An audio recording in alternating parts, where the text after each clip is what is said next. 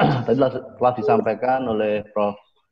Syahidin bahwa memang dalam tataran implementasi itulah kemudian muncul kemungkinan muncul berbagai persoalan. Nah, oleh karena itu kita akan menuju ke ada perubahan sedikit Pak Agus kaitan dengan para narasumber. Kita menuju ke Dr. Moinudinillah Asri. Beliau dari Dewan Syariah Kota Surakarta.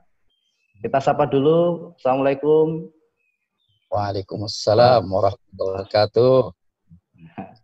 Terima kasih atas kesediaan waktunya, Ustaz. Iya, terima kasih. Yeah. Menyambung dari apa yang disampaikan oleh Prof. Syahidin, ternyata dalam tataran implementasi itu kemudian akan memunculkan banyak persoalan, dan itu tidak mudah karena proses yang dilalui dalam proses kurikulum itu juga tidak bisa cepat. Sedangkan kalau kita lihat bahwa pengarus utamaan moderasi beragama sebagai bagian dan kurikulum yang disampaikan oleh Prof. Adlin tadi, ini menjadi seperti bangunan, konstruksi bangunan yang akan diterapkan pada karakter masyarakat Indonesia, terutama pada mulai dari anak-anak. Bagaimana Bapak Dr. Moinudinillah kaitan dengan analisis jenengan berkaitan dengan apa yang disampaikan oleh Prof. Syahidin tadi? Dan bagaimana sebenarnya implementasi syariah Islam yang bisa menghasilkan karakter yang hebat pada generasi muda Muslim Indonesia. Kami persilahkan, monggo Prof. Pak Dokter. Terima kasih. Assalamualaikum warahmatullahi wabarakatuh. Waalaikumsalam warahmatullahi wabarakatuh.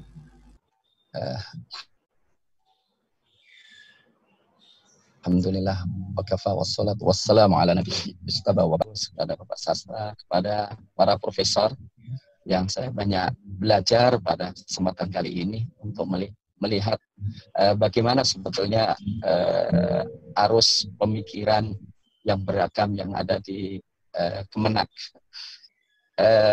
Menyikapi apa yang tadi disampaikan oleh dari Pak Balitbang, dari Bapak Fahmi, saya sangat setuju ya bahwa yang namanya tawassut wasatiyah ada dalam Al-Qur'anul Karim yang memang harus kita perjuangkan. Tetapi yang perlu kita garis bawahi adalah mudah-mudahan apa yang tadi disampaikan, yang kita dengar, yang dipaparkan itu memang benar-benar yang menjadi pegangan ya, bahwa al-asolah itu sesuatu yang harus kita utamakan. Orisinilitas apa yang ada di dalam Al-Quran dan Sunnah dan penafsiran-penafsiran salafun as-soleh yang saya kira di dalam surat At-Taubah ayat 100 itu menjadi satu pegangan kita selamanya. Wasabiqunal awwalun minal muhajirin wal ansar walladzina taba'uhum bi ihsan radhiyallahu anhum wa radu'an wa adalahum jannatin tajri tahtal anhar. Dijamin surga, dijamin ridha Allah, dan dijamin mereka ihsan. Dan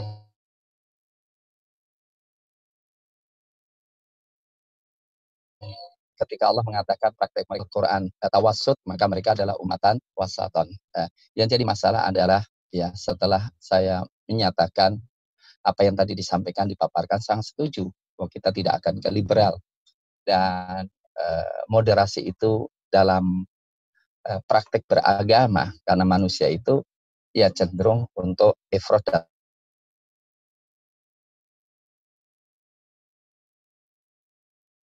dan tafrid atau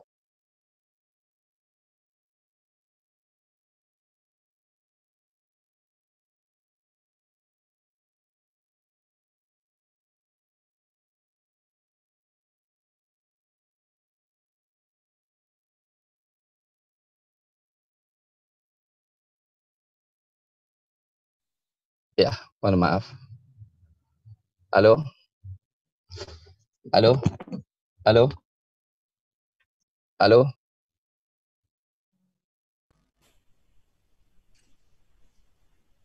Silakan. Iya, Pak Dokter. Halo. Iya, silakan Ya. Pak. Dokter Assalamualaikum. Muid. Masih dengar ya? Masih Ya. dengar. Masih dengar. Yang jadi masalah adalah jangan sampai kemudian ya. Yang jadi masalah adalah ekstremisme dalam pemaknaan makna moderasi. Jadi ketika moderasi itu dipahami oleh sebagian orang, contohnya dalam praktek ya, bahwa celana cingkrang itu adalah tanda ekstremisme. Sehingga ada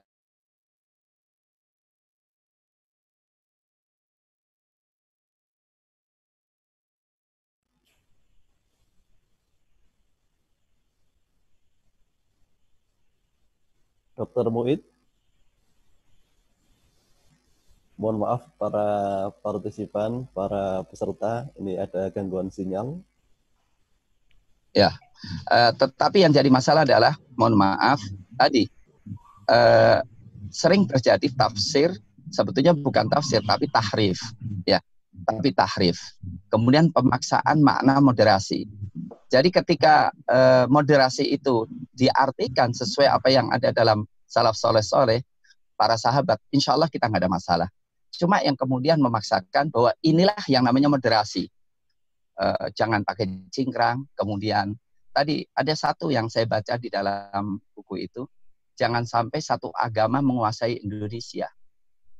Ini satu lucu. Apa arti namanya menguasai?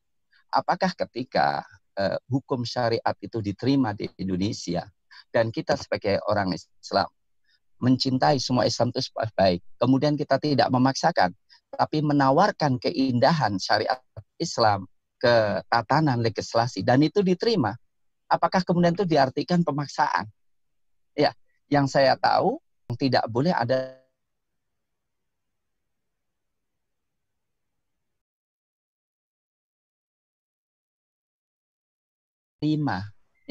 menerima kepemimpinan Islam, kemudian masyarakat menerima kepemimpinan Islam, kemudian itu seakan-akan jadi frame bahwa negara Indonesia ini tidak boleh dikuasai oleh satu agama. Pertanyaan, apa ini maksudkan kekuasaan agama? Kalau itu diartikan termasuk legislasi Islam tidak dibolehkan, ini jadi masalah besar. Ini jadi masalah besar. Karena apa? Soekarno sendiri dalam pidatonya 1 Juni itu mengatakan, kalau sekarang yang penting kita mufakat lah, nggak usah berantem, nggak apa. Tetapi jika kalian, hai orang Islam, mayoritas kayak kalian Islam, yuk isilah DPR dengan orang-orang Islam. Kalau kalian mayoritas Islam, isilah undang-undang dengan undang-undang Islam. Ini yang jadi masalah. Ya, jadi ketika moderasi itu sesuai dengan apa yang tadi disampaikan, kita mengatakan tidak ada masalah. Tapi yang kita khawatirkan adalah ketika ekstremisme pemaksaan moderasi, artinya sebetulnya itu tidak substansial dalam tawasud atau wasotiyah, tapi kemudian dikatakan wasotiyah. Contohnya, sudah wajar dong ketika kita orang Islam hanya memilih orang Islam sebagai pemimpin kita. Wajar dong kalau kita orang Islam kemudian menolak undang-undang, ya, undang-undang yang berlawanan dengan akidah kita. Contohnya undang-undang HIP itu, ya, rancangan undang-undang itu sangat bertentangan dengan nurani kita, sangat bertentangan dengan sila ketuhanan yang Maha Esa. Tapi ketika sikap itu kemudian dikatakan sebagai orang yang menolak Pancasila, lucu. Orang membela Pancasila dikatakan menolak Pancasila. Contoh yang sering terjadi di lapangan, ya, contoh di lapangan, saya itu sendiri bingung, ya. Jadi ada banyak orang-orang yang ditangkap dituduh terorisme, kemudian ditunjukkan foto saya, ya, itu mengatakan bahwa orang ini adalah orang paling berbahaya di Indonesia. Cuma tidak ditemukan pasalnya, gitu loh. Tidak ditemukan pasalnya. Asalnya apa ini, gitu kan? Kemudian sementara itu kadang-kadang sepekan atau sebulan itu 5 rombongan dari Mabes TNI, dari Mabes Polri datang ke saya untuk minta pendapat bagaimana memelihara keamanan Indonesia ini, gitu kan.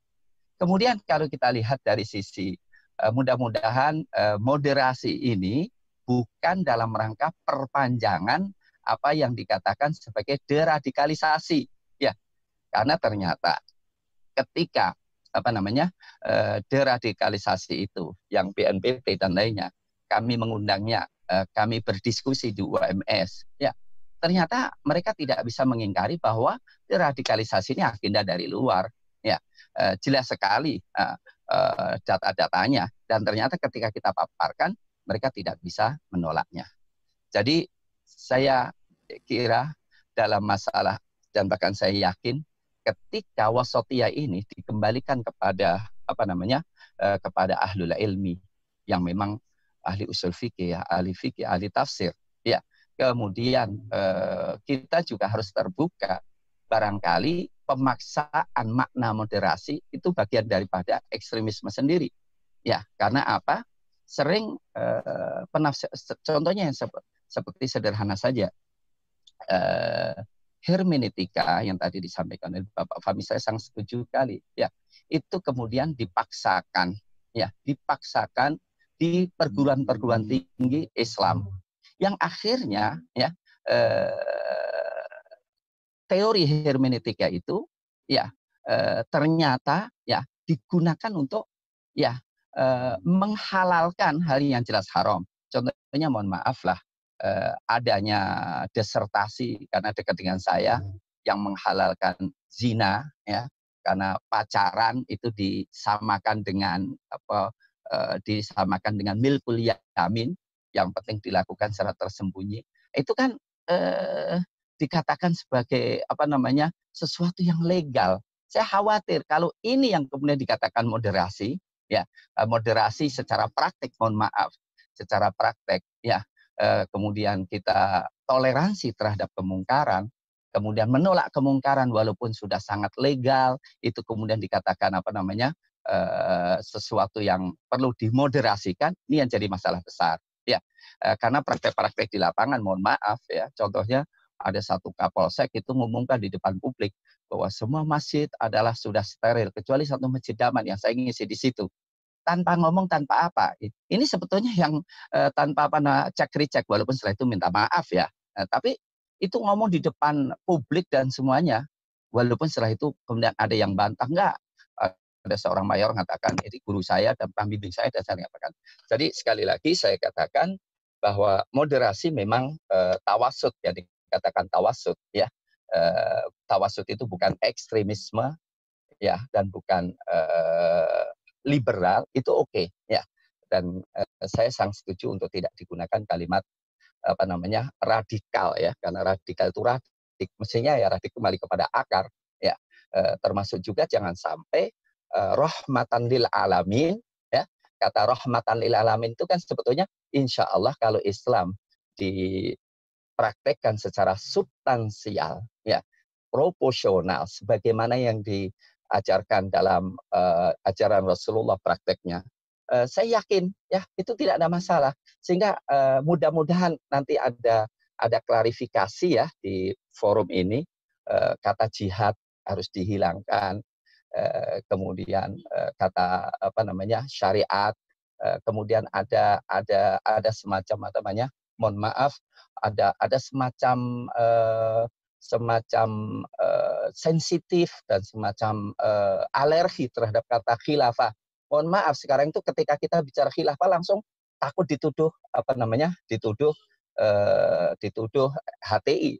Ya, saya tidak setuju dengan HTI dan saya bukan HTI. Tapi ketika idiom di dalam Al-Quran maknanya bagus, mestinya itu tetap kita pertahankan. Jangan sampai idiom yang bagus dalam Al-Quran itu dilarang, ya, atas nama moderasi, ya. Kata khalifah kan sebetulnya tidak berlawan dengan NKRI, tidak berlawanan dengan Bhinneka Tunggal Ika. Ya, khilafah yang kita maksudkan adalah dalam Al-Quran bagaimana presiden, bagaimana raja, bagaimana bupati menjalankan kekuasaan itu, mengakui bahwa dia bukan penguasa asli, tapi dia hanya menjalankan amanah dari Allah Subhanahu wa taala, sehingga dia harus adil, kemudian dia harus moderat, dia harus demokratis, ya, tidak boleh memaksakan kehendak dan lain-lainnya. Jadi saya sangat setuju, ya, bahwa kehidupan tawasuk sebagaimana yang diajarkan oleh Rasulullah dan para sahabat serta ulama-ulama salafun saleh itu kita sangat setuju sekali dan itu harus kita dengung-dengungkan. Cuma yang perlu kita koreksi, jangan sampai ada pemaksaan ekstremisme moderasi dalam arti apa? Menggunakan kata moderasi tetapi untuk melakukan liberalisasi atau untuk memaksakan ya arus daripada penguasa untuk dipahami dan untuk dilaksanakan oleh rakyat. Itu jadi masalah besar ya. Hal-hal yang sifatnya pribadi, hal yang sifatnya ikhtilaf, biarlah setiap pribadi melaksanakan, memilih. Yang penting apa? Tidak boleh ada kekerasan, tidak boleh ada pemaksaan, persis la ikraha fiddin. Saya kira begitu dan kalau itu dipaksakan, saya harapkan itu tidak intinya apa namanya? Yang penting secara global sebagaimana yang dikatakan oleh Bapak Artin, Bapak Fahmi tadi, inilah sebenarnya moderasi yang kita inginkan dan hendaklah itu dikontrol oleh ulama-ulama ya, dikontrol oleh ulama-ulama yang istiqomah dan sekali lagi jangan sampai moderasi itu digunakan oleh musuh-musuh orang-orang Islam yang ingin memaksakan agar supaya kita itu mengaturkan akidah kita atau berpegang teguh dengan syariat kita. Saya kira begitu, mohon maaf mungkin waktu juga sangat terbatas yang diberikan. Jazakumullah khairan katsira. Ala kulli halin, saya setuju dan saya ingin mudah-mudahan tadi yang disampaikan oleh para pembicara itu yang menjadi arus utama benar-benar ya, bukan kemudian diderivasikan kepada hal-hal yang malah berlawanan dengan substansi daripada tawasul itu sendiri. Terima kasih. Assalamualaikum warahmatullahi wabarakatuh. Waalaikumsalam warahmatullahi wabarakatuh. Terima kasih Bapak Dr. Muinuddinillah.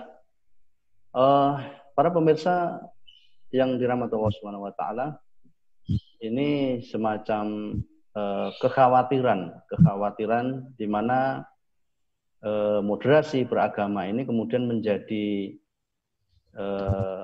memaksakan ya, menjadi labeling, membuat labeling, ada ekstrim yang harus kemudian disesuaikan dengan moderasi agama itu sendiri.